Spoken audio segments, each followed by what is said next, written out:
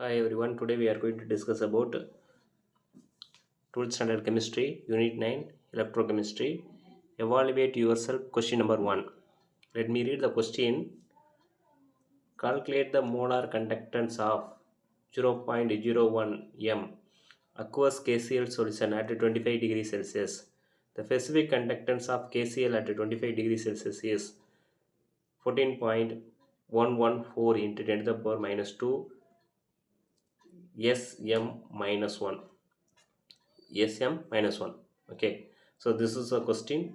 So what they asking, calculate the molar conductance. So என்ன கேட்டிருக்காங்கன்னா ப்ராப்ளத்தில் molar conductance கண்டுபிடிக்க சொல்லியிருக்காங்க. What is given என்ன கொடுத்துருக்காங்கன்னா the specific conductance of KCl at 25 degrees Celsius is 14.114 into 10 to the power minus 2 Sm minus 1. molar conductance கேட்டிருக்காங்க, specific conductance கொடுத்துருக்காங்க. Okay, so specific conductance is nothing but it is a kappa. Okay ba, so specific conductance அப்படிங்கிறது என்னதுன்னா kappa. Okay, so first of all let me write the formula. So formula வந்து என்ன அப்படின்னா capital lambda m is equal to kappa. This is not k, it is a kappa. Kappa Sm minus 1 into 10 to the power minus 3 divided by capital M mole inverse meter cube. So this is the formula. Okay, so in the formula வந்து நம்ம values வந்து substitute பண்ண போறோம். Already I told you kappa is nothing but specific conductance. So the specific conductance வந்து ப்ராப்ளத்தில் கொடுத்துருக்காங்க என்ன அப்படின்னா 14.114. ஓகே, ஸோ இப்போ கப்பாவோட வேல்யூ சப்ஸ்டிட் பண்ணிடலாம்.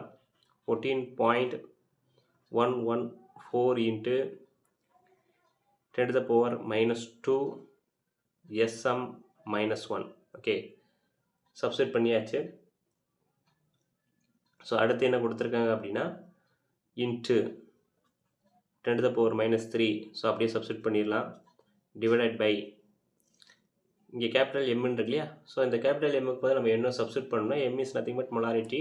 ஸோ அவங்களே கொடுத்துருக்காங்க என்ன அப்படின்னா இங்கே இருக்குது எம்மு. ஸோ எம்மோட வேல்யூ வந்து என்னதுன்னா what is that 0.01 M.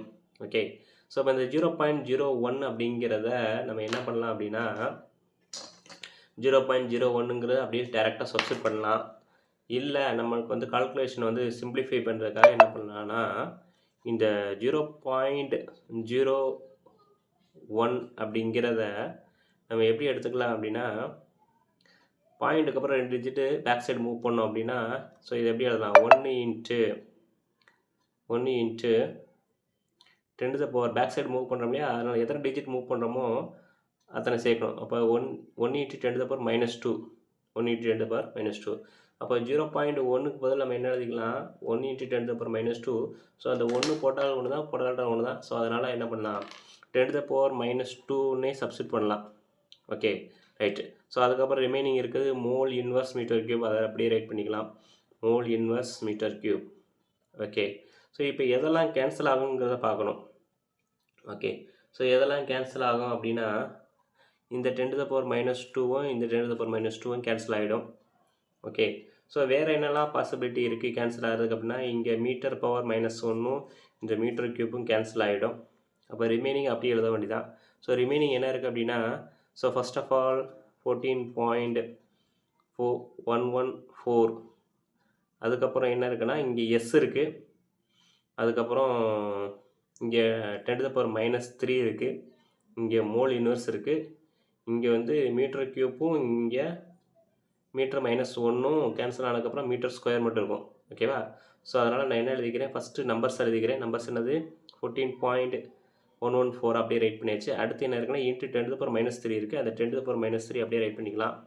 Okay, அடுத்து என்ன இருக்குன்னா எஸ்ஸு, அடுத்து இங்கே என்ன இருக்குன்னா கேன்சல் ஆனது போக மீட்டர் ஸ்கொயர் இருக்கும், அப்புறம் எஸ்எம் மீட்டர் ஸ்கொயர். ஸோ அதுக்கப்புறம் என்ன அப்படி இருக்குது mole inverse. Okay, so this is the answer for this question. So it is a very simplest problem and also easiest problem. Thank you for watching. Thank you.